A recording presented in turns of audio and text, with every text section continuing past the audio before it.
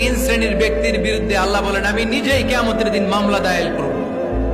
I will be against them in the day of judgment. Three categories of people I will be against them in the day of judgment. তিন শ্রেণীর লোক কিয়ামতের দিন তারা ছাড় পাবে না। আল্লাহ বলেন আমি নিজেই তাদের বিরুদ্ধে মামলা দায়ের করব। এর মধ্যে এক শ্রেণীর লোক হচ্ছে রাজুলুন ইস্তাআজারা জিরান ফাস্তাউফা মিনহু ওয়া লাম ইউতি আজরা।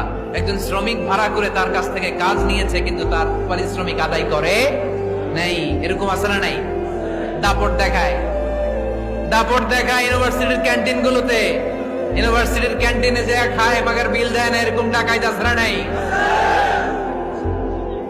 চায়ের দোকানে চা খায় পরে দিমু বিল দেয় না, আছে না নাই?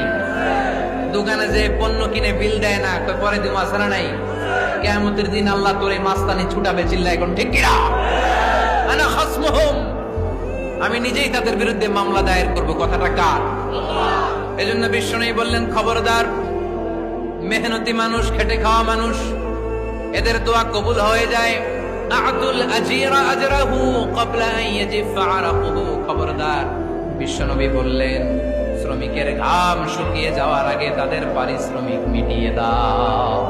বিশ্বনবীর বিখ্যাত হাদিস, আতুল আজিরা আজরাহু ক্বাবলা আন ইয়াজিফা আরাকুহু। শ্রমিকের ঘাম মাটিতে লাগার আগে, শুকিয়ে যাওয়ার আগে তাদের পারিশ্রমিক মিটিয়ে দাও। কেননা তারা যদি বদদোয়া করে তোমার জীবনকে জাহান্নাম বানিয়ে দিবে কে?